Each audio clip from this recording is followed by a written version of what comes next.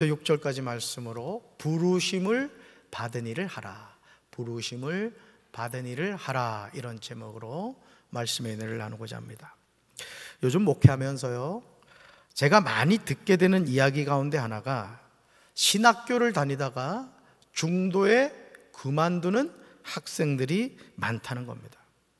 심지어 신학교를 졸업했음에도 교회에서 사역하지 않는 학생들이 많다고 합니다. 더욱 놀라운 점은 목회자로서 개교회에서 담임전도사로 안수를 받은 담임 목사로 사역하다가 접습니다. 목회자의 길을 간다는 것은 하나님의 부르심에 관하여 연약한 한 사람으로 순종하는 길입니다. 그 길이 내가 생각한 것처럼 되지 않는다고 해서 포기해서는 안 되는 거예요. 적어도 내가 목사 안수를 받았다, 내가 목사의 직임을 받았다, 그러면 이 육신의 생명이 다하는 그 순간까지 그 사명을 감당해야 되는 거예요. 할렐루야. 왜냐하면 나를 부르신 분은 살아계신 하나님이시기 때문입니다. 따라서 나를 부르신 분은 살아계신 하나님이시기 때문입니다. 제가 30년 목회를 하면서 깨달은 점은 목회에서 성공과 실패는 없다는 거예요. 목회에 뭐가 없다? 성공과 실패가 없다는 거예요.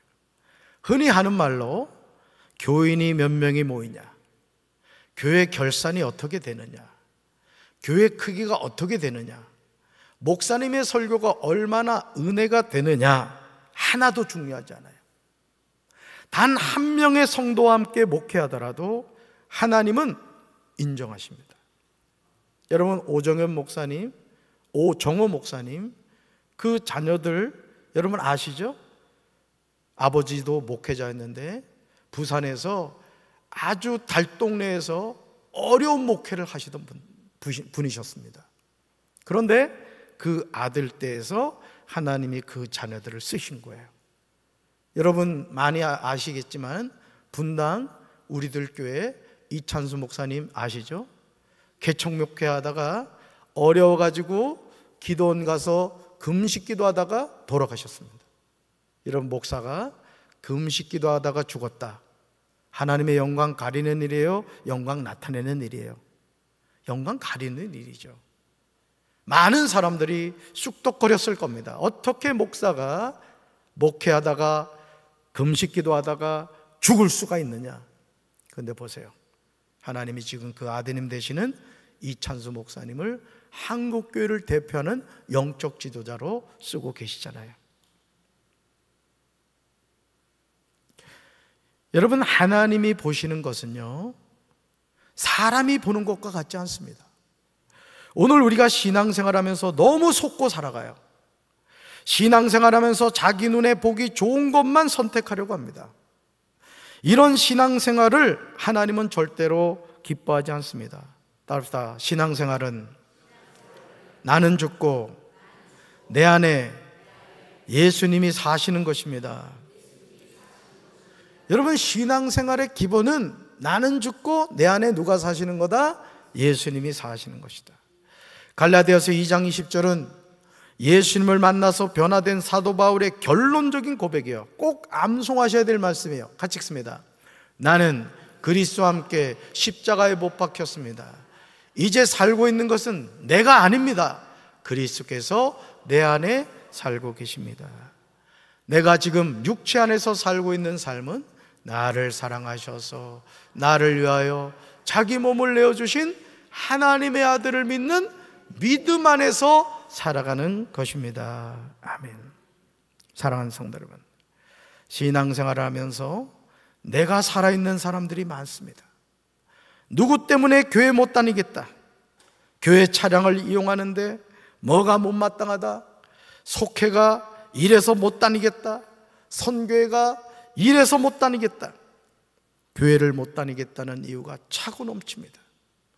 저는 그런 말을 들을 때마다 마음이 너무 아픕니다. 아니, 신앙생활을 누굴 위해서 합니까? 여러분 생각해 봐요. 신앙생활 누구 위해서 합니까? 아니에요. 이거 착각하지 마세요. 누구 때문에 교회를 안 다니겠다는 것은 천국 가는 길을 포기하겠다는 거예요. 아무리 그 이유가 합당하다고 하더라도 신앙생활은 접으면 안 돼요. 따라서 목숨 걸고 교회를 다녀야 합니다. 아멘이십니까? 사랑하는 성도 여러분, 이 시간 바울이 하는 말을 잘 들으시기 바랍니다. 나는 그리스도와 함께 어디에 못 박혔습니다? 십자가에 못 박혔습니다. 이제 살고 있는 것은 누구 안에요? 내가 아닙니다. 그리스도께서 누구 안에 살고 계시다고요? 내 안에 살고 계십니다. 이것을 놓치면 우리는 반드시 망하게 됩니다. 사무엘상 16장 7절에서 하나님이 선지자 사무엘에게 하신 말씀이 무엇입니까? 같이 읽습니다. 여호와께서 사무엘에게 이르시되 그의 용모와 키를 보지 말라. 내가 이미 그를 버렸노라. 내가 보는 것은 사람과 같지 아니하니 사람은 외모를 보거니와 나 여호와는 중심을 보느니라 하시더라. 아멘. 내가 보는 것은 사람과 같지 아니하다는 말씀을 우리는 놓치고 살아갑니다. 사람을 바라볼 때 부귀영화를 근거로 평가하죠. 그 사람의 인격이 어떻고 그 사람의 성품이 어떻고는 고려하지 않습니다. 오직 외적인 기준만 보고 결혼을 하고 사람을 채용합니다. 결국 비참한 결과를 맞이하게 됩니다. 우리가 예수님을 믿고 구원받은 하나님의 자녀라면 하나님이 사람의 외모를 보지 않으시듯 우리도 하나님의 눈으로 사람을 볼 수 있어야 될 줄로 믿습니다.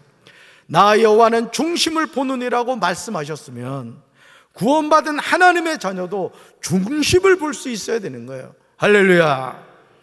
하지만 현실은 그렇지 않습니다. 믿지 않아도 직업만 좋으면 신랑감으로 합격입니다. 하나님을 전혀 몰라도 얼굴만 예쁘면 아내감으로 합격입니다. 그런 결혼 생활이 어떻게 되겠습니까? 같이 믿어도 힘든 신앙생활인데 여러분, 믿지 않는 사람과 멍에를 같이 맨다는 것이 얼마나 어렵겠습니까?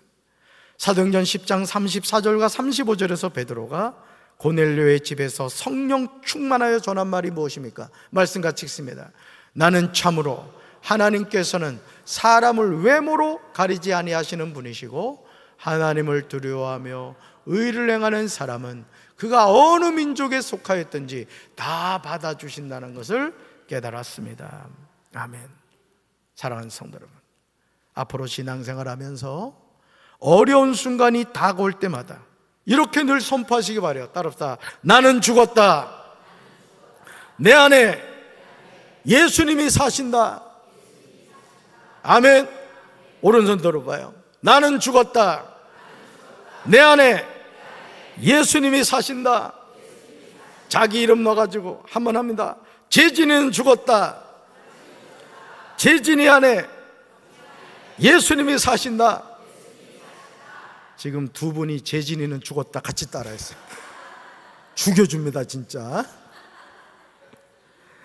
여러분, 교회를 함부로 옮기거나 심지어 교회를 떠나서 이단이나 다른 종교로 가시면 안 돼요.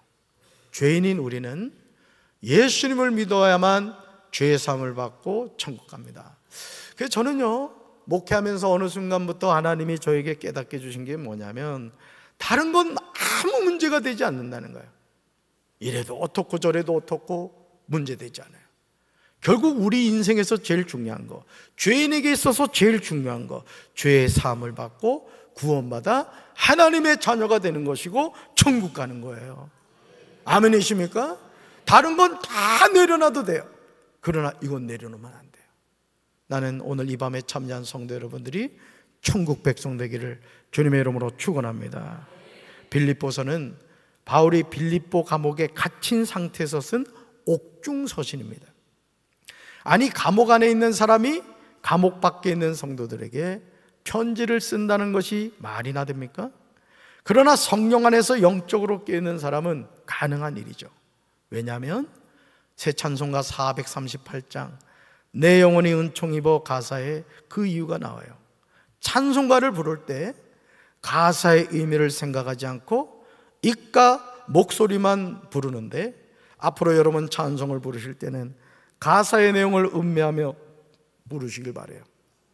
오늘 모처럼 제 목양실에 지금 사택 공사를 하고 있어서 기타를 갖다 놨습니다. 그래서 그동안 너무 제가 무심한 것 같아가지고 미안하기도 해서 기타에게 오늘 내가 너와 함께 가리라 하고 목양실에서 이 찬양을 불렀지 뭐예요. 신나게 불렀는데 주원이가 청소년교회 사무실에서 있었어요. 얼마나 미안한지. 공부하겠다고 와 있는데 그래도 뭐 돼지 멱다는 소리는 아니었어요. 제가 봐도 이 찬양을 불렀어요. 여러분 가사 한번 볼까요? 가사를 생각하면서 이 찬양을 한번 여러분 같이 한번 읽어봅니다. 내 영혼이 은총 입어 중한 죄짐 벗고보니 슬픔 많은 이 세상도 천국으로 하도다. 주의 얼굴 뵙기 전에 멀리 뵈던 하늘나라 내 맘속에 이루어지니 날로 날로 가깝도다. 높은 산이 거친 들이 초막이나 궁궐이나 내 주 예수 모신 곳이 그 어디나 하늘나라. 아멘. 질문하겠습니다. 어떻게 슬픔 많은 이 세상도 천국으로 합니까? 내 영혼이 은총 입어 중한 죄짐을 벗고 보니 깨달은 거예요. 그러니까 여러분 오늘 우리가 이 세상을 살면서 뭐도 없고 뭐가 문제고 우리는 자꾸 하나님이 나에게 주신 소중한 것은 바라보지 못하고 불평과 원망만 해요. 원망만. 다시 질문합니다. 어떻게 슬픔 많은 이 세상도 천국으로 합니까? 내 영혼이 은총 입어 중한 죄짐을 벗고 보니 이걸 깨달은 거예요. 야, 이 하나님의 은혜를 내가 받았구나. 그러니까 슬픔 많은 이 세상이 뭐로 변하더라? 천국으로 변하더라는 거예요. 멀리 뵈던 하늘나라가 내 마음속에 이루어집니까? 어떻게 날로 날로 가깝습니까? 그 이유는 주님의 얼굴을 배웠기 때문이에요. 어떻게 높은 산이 거친 들이 초막이나 궁궐이나 그 어디나 하늘나라가 되었습니까? 그 이유는 내 주 예수 모신 곳이 하늘나라임을 깨달았기 때문이에요. 여러분, 이 세상에서 잘 되는 게 복입니까? 나는 우리 성도 여러분들이 영권의 복 받고 물권의 복 받고 인권의 복 받으시기를 주님의 이름으로 축원합니다. 그런데 더 중요한 게 있어요. 더 중요한 게, 그렇게 하지 아니하실지라도 주님이 나와 함께 하시면 나는 가장 복 받은 인생이라는 거예요. 할렐루야. 내 주 예수 모신 곳이 그 어디나 뭐라고요? 하늘나라인 거예요. 아멘이십니까? 이제 우리는 에베소서 4장 1절에서 사도 바울이 당당하게 그러므로 주 안에 갇힌 내가 너희를 권한다고 말하는 이유를 알게 됩니다. 바울은 자신이 복음을 전하다가 감옥에 갇힌 것이 전혀 부끄럽지 않았습니다. 왜냐하면 바울의 삶을 이끄시는 분은 하나님이셨기 때문에 그렇습니다. 여러분, 감옥 안에도 누가 계셨을까요? 주님이 계셨습니다. 왜요? 주님이 어디나 함께 계시기 때문이에요.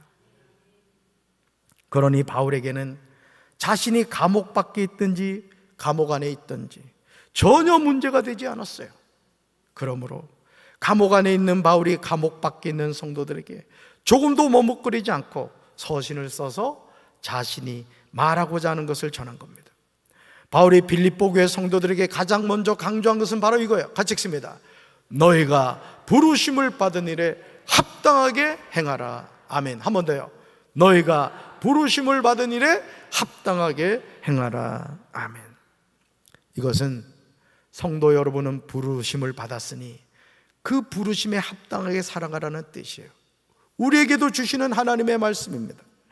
오늘 주변을 살펴보시기 바라요. 하나님의 부르심을 받았지만 그 부르심에 합당하게 살아가는 목사가 얼마나 됩니까?